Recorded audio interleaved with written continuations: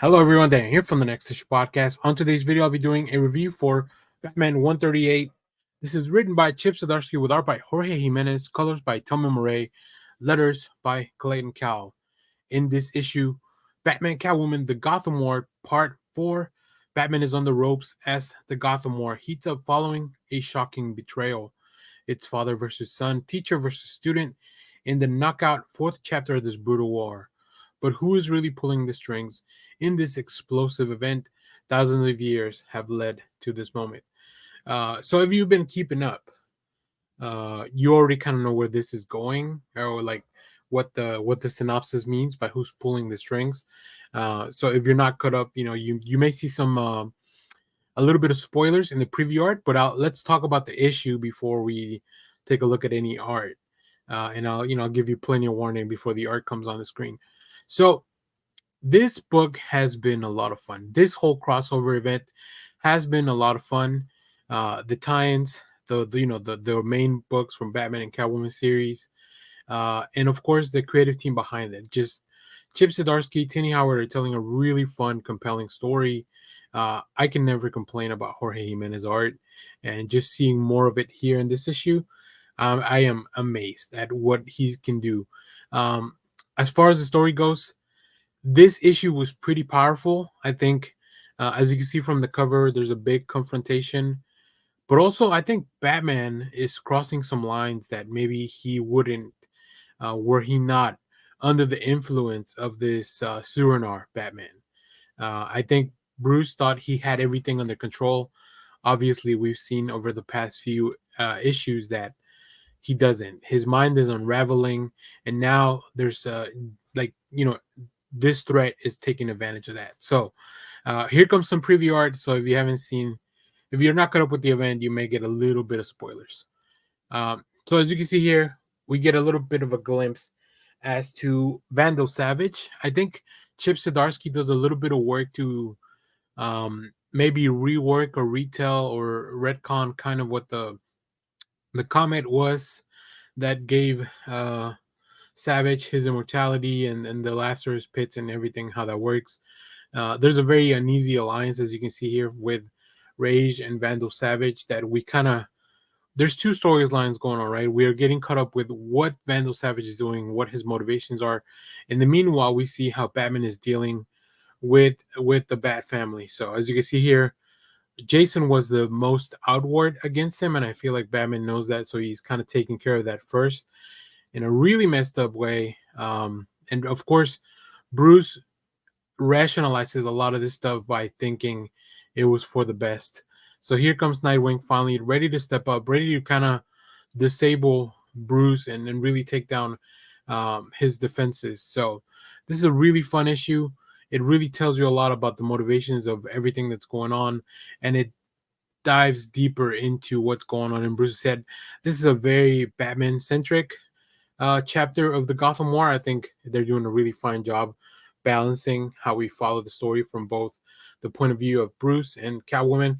So it's really fun to see. So yeah, once again, another really fantastic episode. And I'm really, really excited to see where this goes in the next few issues as we kind of wrap it up.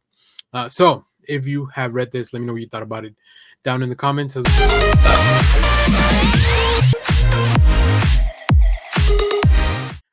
Hello everyone, Dan here from the Next Issue Podcast. On today's video, I'll be doing a review for Birds of Prey #2. This is a new book from DCcomics, written by Kelly Thompson with art by Leonardo Romero, colors by Jordi Belair, letters by Clayton Cowell. In this issue, Black Canary's all-new team on their first mission. Black Canary has built an all-new team with a very specific and dangerous first mission, extraction. Their target is redacted to hold for spoilers. She's being held on, once again, it's been redacted to hold for spoilers, and guarded by a battalion of blank redacted to hold for spoilers. So yeah, the synopsis is really good at making sure you don't get spoiled. Sounds simple enough, right?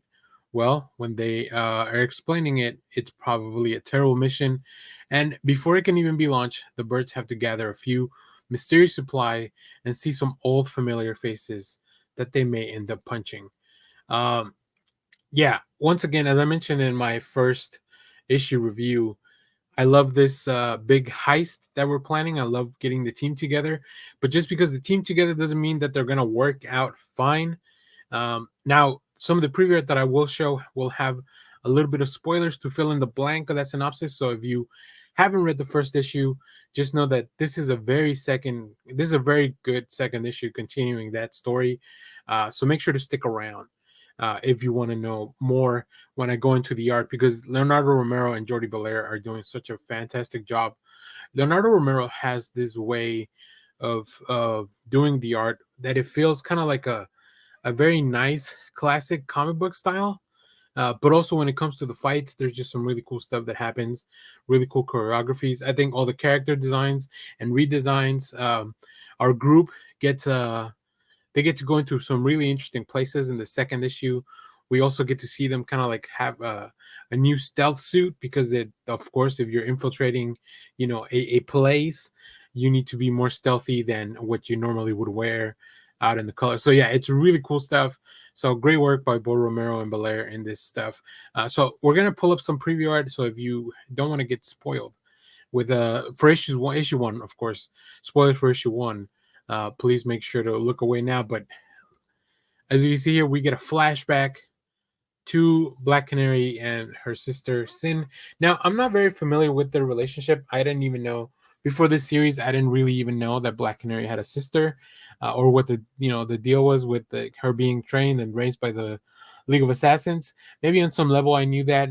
I know that the show Arrow grabbed a lot of these storylines and kind of twisted them around to kind of fit with the characters they were playing around with. So, but then we get to see the group currently as they stand, and there's still a lot of arguments. Not everyone's on board. Just because they owe Dinah a favor doesn't mean that everything's gonna go well. Of course, there's very strong personalities in this group, and I think Kelly Thompson really captures that very well. But this book is fun. It's imaginative. I really love just that we kind of are going places that I never even expected, and we get to see some fun surprises along this trip. So really cool stuff. I'm really enjoying this series.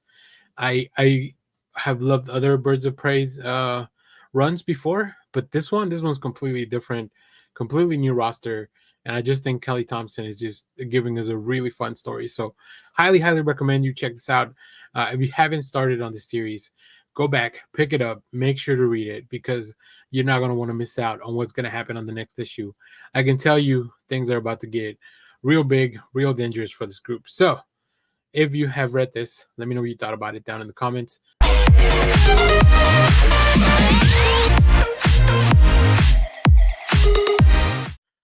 Hello everyone, Dan here from the Next Issue Podcast. On today's video, I'll be doing a review for Blue Beetle #2. This is a new book from DC Comics.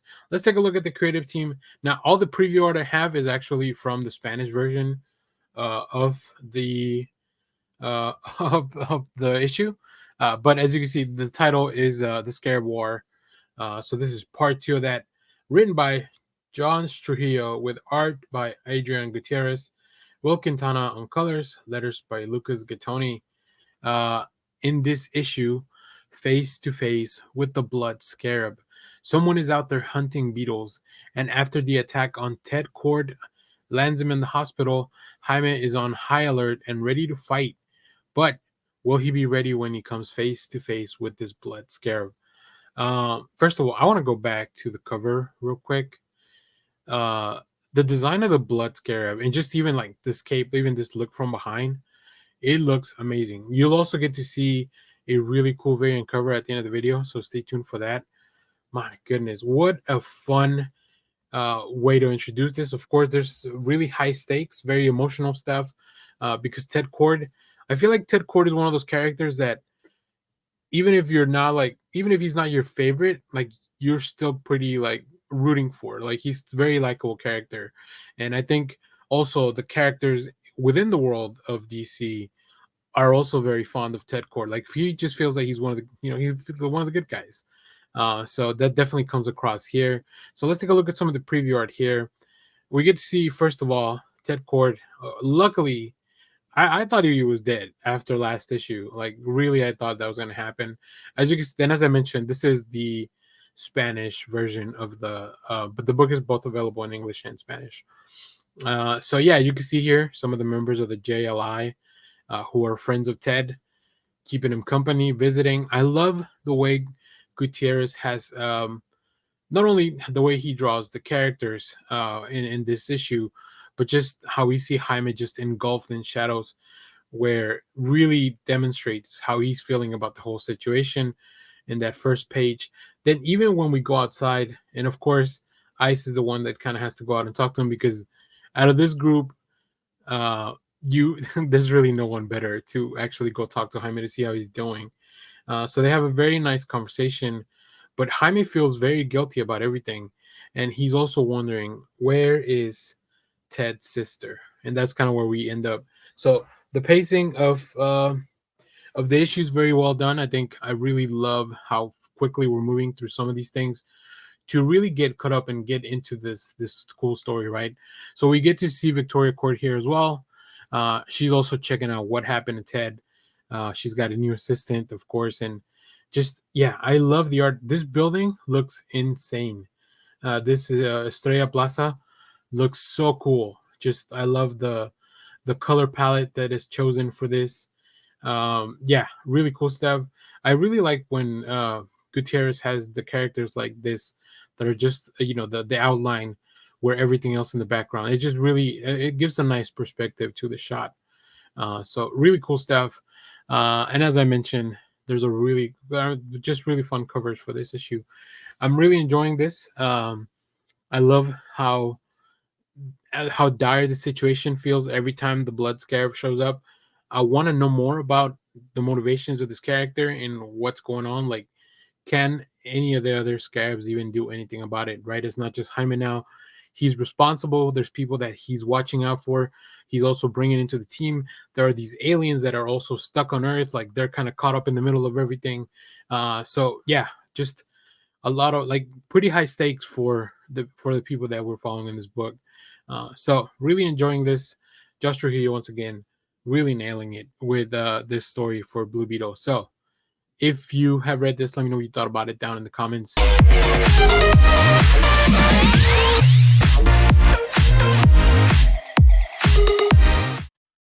Hello everyone, Dan here from the Next Issue Podcast. On today's video, I'll be doing a review for DC's Ghouls Just Want to Have Fun #1.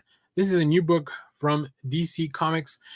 Before we get into the creative team, because there are multiple stories here, let's go through a quick synopsis here. So this is DC's Halloween anthology. So you'll get a bunch of different stories about different superheroes, all with kind of a spooky theme. So we'll go through some of that. So in this issue, skin-crawling stories of the DC Ghouliverse.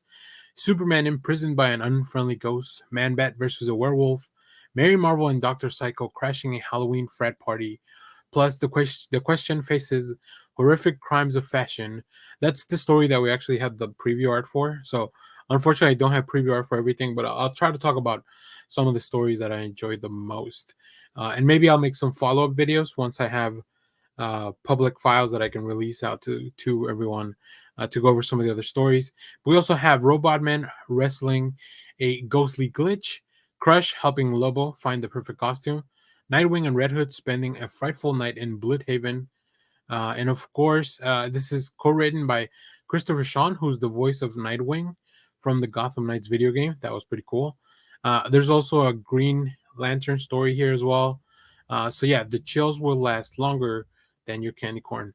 I hate candy corn, so there's also that. But let's get into it. Let's talk about some of these stories, and then we'll look at some of the preview art for the question story. So we have 8 stories, as I mentioned. We have a story for the question written by Ellen Tremiti with art, color, and letters by Tyler Crook. Very prolific, Tyler Crook. And I think you will definitely tell, like, yeah, Tyler Crook is a fantastic artist. So once we get into the preview art, yeah, it'll be really fun. We also have Green Lantern in the Shadow over Coast City, written by Kenny Porter, art by Riley Rossmo, colors by Ivan Plasencia, letters by Tom Napolitano. This is my favorite story of the issue. I really I love First of all, I'm a big fan of Kenny Porter. I love the Green Lantern. I love Riley Rossmo's art. So everything just kind of fit together. There's some really fun surprises. There's a um, other characters that come into the picture that I don't want to go too deep into it because I'd rather have you guys be surprised by that. Since there's no preview art, there's no possibility of spoilers. So, but yeah, I think that was definitely a standout story for me from this anthology. We also have an Animal Man story. This day Anything Goes, written by Michael Conrad, with art by Christopher Ben, Ivan Placencia, and Becca Carey. Really cool story. Not big on Animal Man myself, but it was fun to visit that. We also have Nightwing in The Dark Bite. This is a story that's co-written by Christopher Sean, also written by Linnea, art by Dexter Soy, colors by Veronica Gandini, letters by Wes Abbott. I quite enjoy that story as well. I love seeing Jason and Dick work together, so that was also fun. And when you throw a little bit of a spooky supernatural aspect to it, yeah, it is fantastic. We also have Superman in the Spoils, written by Gregory Burnham, with art by Javier Rodriguez, letters by Hassan Otsmane Elhau. This story probably has kind of the most heart. I think it's a perfect fit for Superman. I think Superman is really interesting when it comes to dealing with the supernatural. Um, and it's probably only a story that very few superheroes would be able to kind of get to the resolution that it gets to. But Superman was definitely built specifically for that. Let's see. We also have Robot Man in Not Fade Away, written by Alex Galler, with art by Fabio Veras, colors by John, and letters by Ferran Delgado. We also have Crush and Lobo and Happy Halloween, written by Adam Goldberg and Hans Rodenoff, with art by Danny Earls, colors by Patricia Lopez, letters by Dave Sharp. If you want to see Lobo run around in different costumes, that's the story for you. It's really cool. We even have a variant cover for this. Now, this issue, speaking of variant covers, this issue is I think like $9.99, like most of these quarterly anthologies are. So keep that in mind. And then the last story, Man Bat in Out of the Shadows, written by John Arcudi, with art by Sean McManus, colors by Dave Stewart, and letters by Carlos Manuel. Yeah, really interesting stuff. Like Man Bat is already kind of a supernatural, not really supernatural, but at least he looks like a supernatural creature. So to have him deal with something like that, there's a really nice payoff. There's a little, yeah. That other story also has like a kind of don't judge the monster by its look or something like that. Very very reminiscent of some Frankenstein stuff or something like that. So really interesting stuff. Now let's check out a little bit from this question story, some preview art. And as I mentioned, I mean, Tyler Crook is a fantastic artist, and just yeah, everything that's going on here really could only happen to Rene Montoya. But as you can see, the tone, the wash of the colors, it's very somber and cold, and it fits the thematics of not just the question in a bit of a noir story almost, but also just the season, right? The fall season, autumn, the leaves are changing, stuff like that. And of course, things that are about to get spooky. And then, of course, the question, who is just really good at gathering information, thinking through the problem. And of course, she definitely, like, there's a lot of clues in here. I don't want to give too much away. But yeah, really interesting story. So overall, really enjoy this anthology. Usually the horror anthologies are my favorite. Well, horror and the holidays our anthologies are usually my favorite. Like the winter holiday stuff is really fun as well. So yeah, I don't know. I really like these. I know it's tough to get into because they are $10, but yeah, highly recommend them. These are cool things that you can take to a convention and get a bunch of creators to sign as well, because there's so many people working on it. So yeah, there you have it. If you have read this issue, let me know which story was your favorite. Let me know.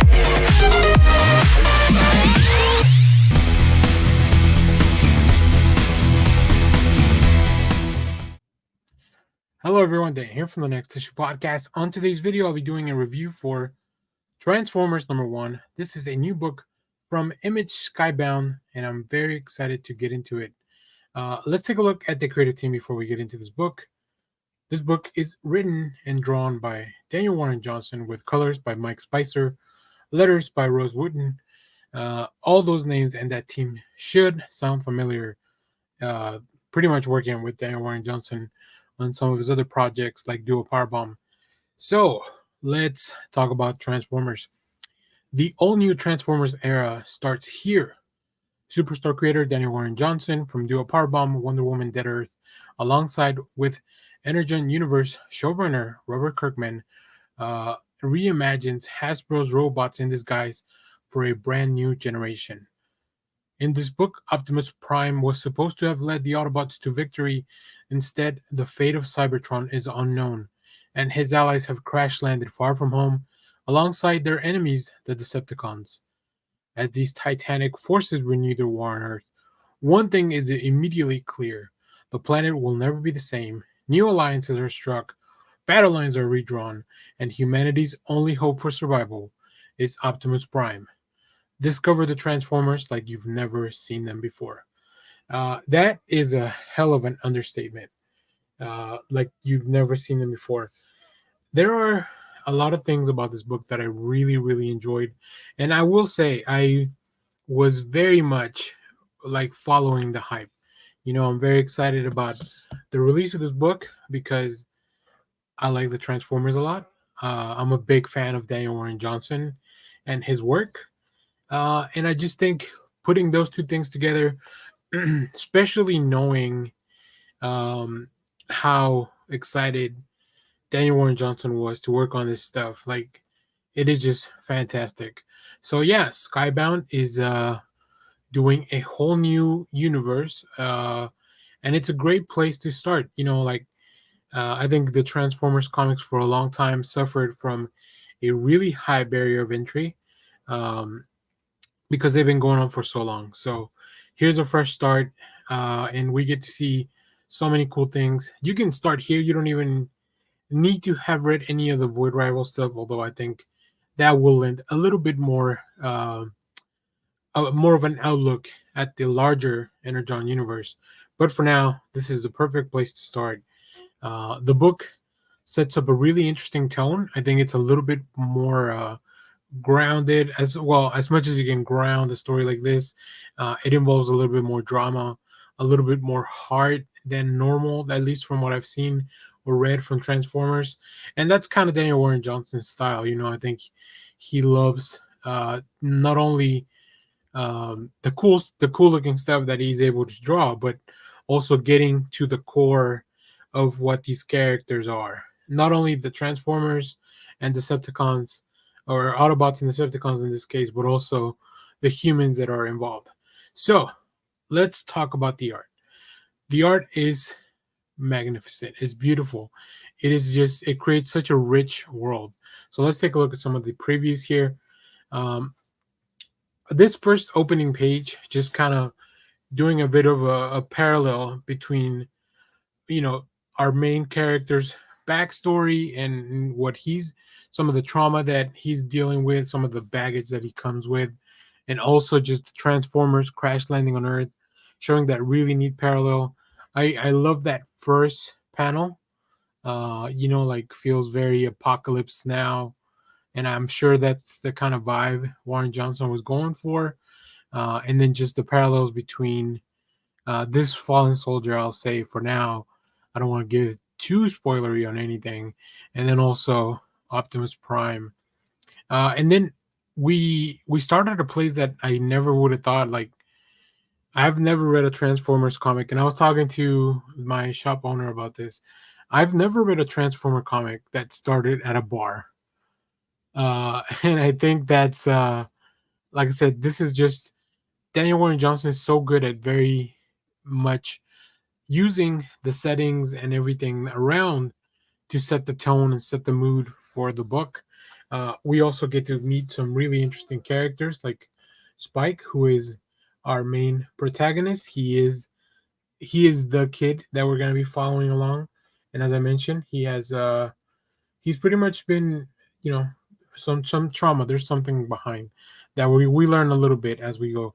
We also meet Carly, who's got the world's coolest, raddest van. So this immediately gives you like all the vibes and the right feelings that you need for this book.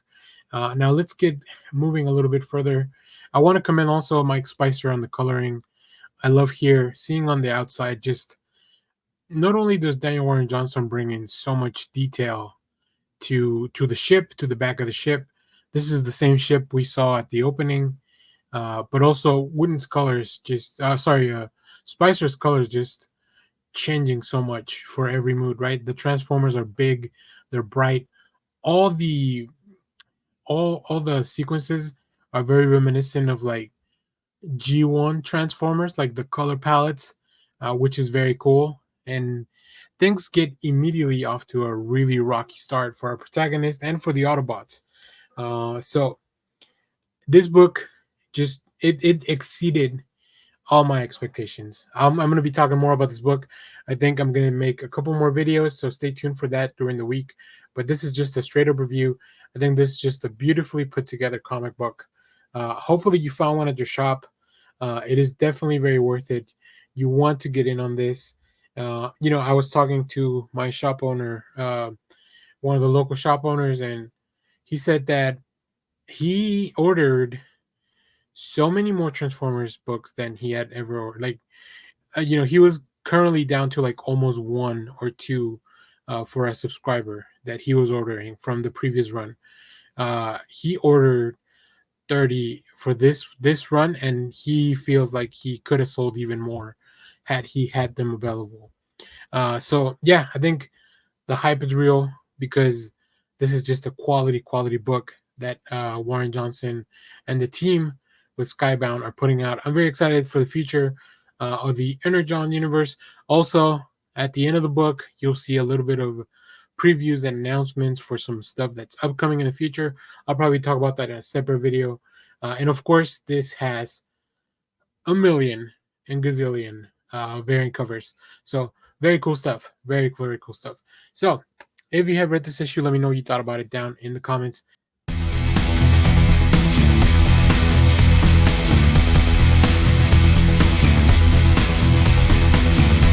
Hello everyone, Daniel here from the Next Issue Podcast. On today's video, I'll be doing a review for Ranger Academy #1. This is a new book from BOOMStudios. So let's talk about it. If you had a chance to join the Power Rangers, would you do it? In this book, 13-year-old Sage lives on an isolated lunar community with her adopted father, but her days on the farm will change forever when she comes across a wreckage with wounded passengers, people from an academy training to be something called the Power Rangers.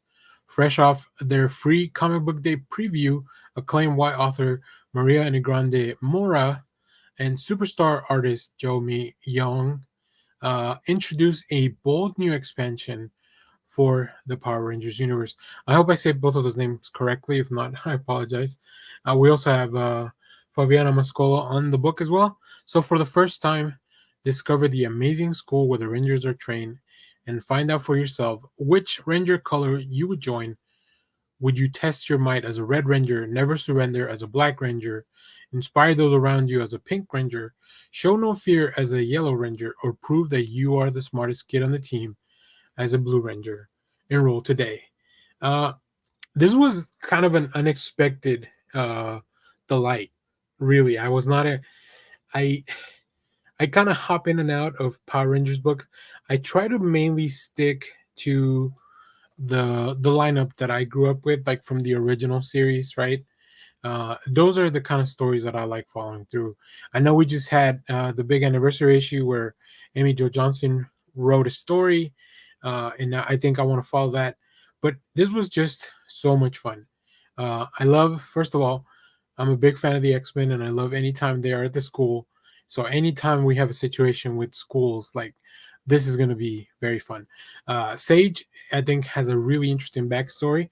There's definitely a lot of mystery that in Grande kind of seeded throughout the issue. So I'm really looking forward to following that thread. And I also want to see what's going on. What is this Ranger Academy all about?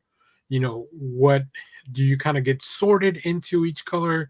Do you get to try out each color? Like, how does that work? I just love a school environment. I think it's really fun. And now, you throw the Power Rangers on top of that little, the trope and the layers of that story. And I think it's going to be really fun. Now, I don't have a lot of preview art because the copy that I have has a watermark, but I do have some preview pages that Boom sent us when they announced this book.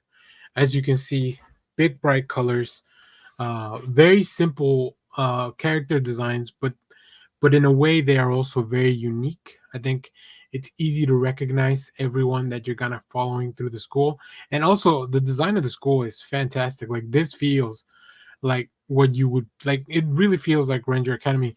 Now, I don't know enough about the lore to know if the Ranger Academy is a new concept or if something that's been around. But either way, I'm very excited to follow this along. There's some really amazing covers as well for this, so I can't wait to see what you guys pick up. So, if you have read this issue, let me know what you thought about it down in the comments as well.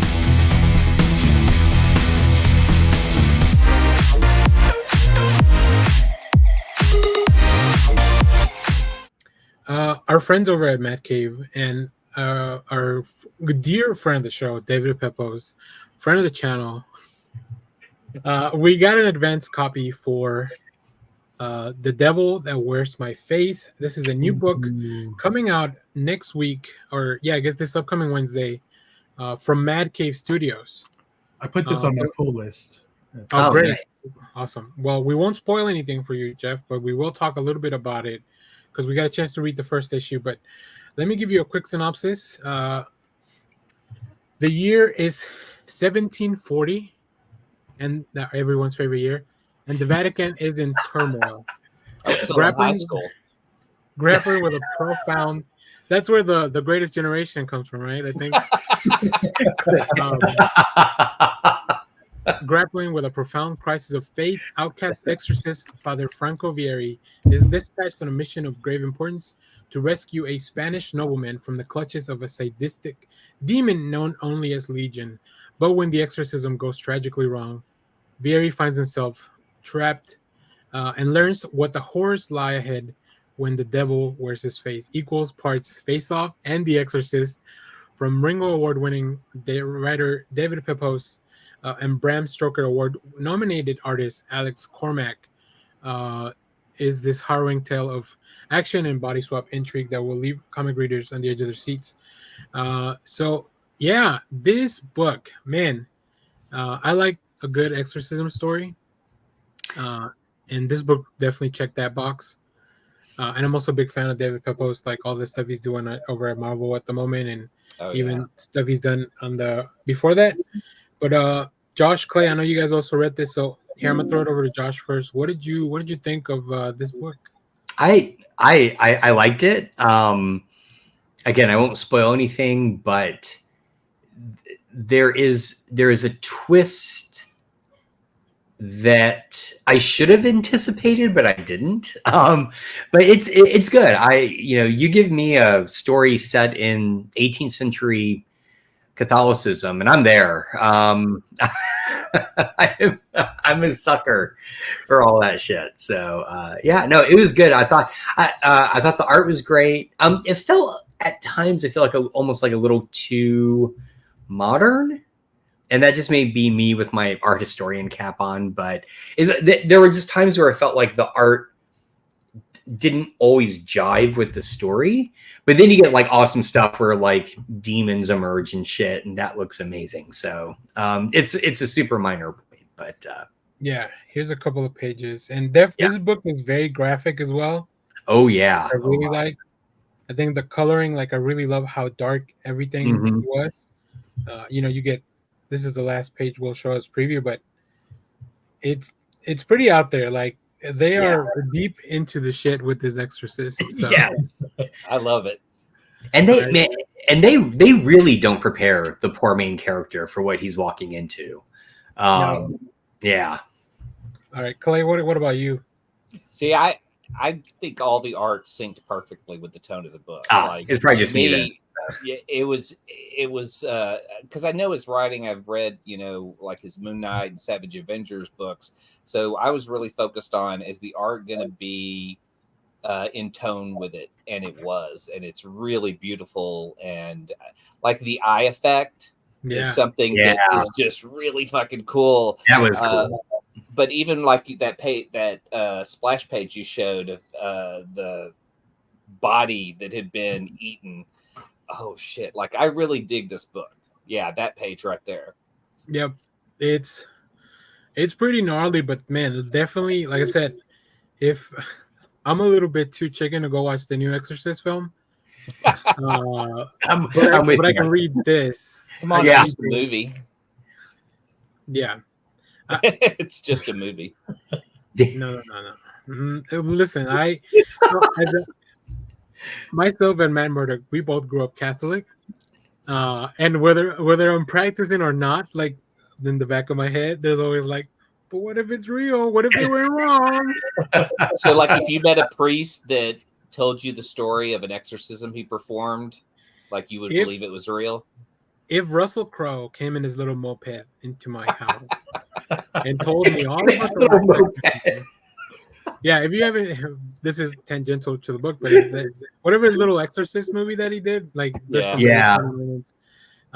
But yeah, this book is great. So you got a little bit of a sign off from myself, Clay, and Josh, and then Jeff already has it on his pull list. So like, come on, experts telling you to go buy this book. So definitely recommend. If they don't have you at Face Off meets The Exorcism, right? I really don't know what is going to start. Yeah. I don't know. What do you want in comics, right? And I mean, it can't be any more evil than what regular priests are doing now. Oh boy. There you go. Yep. Yeah, that's a great way. Yeah, exactly. Suddenly, go check this out.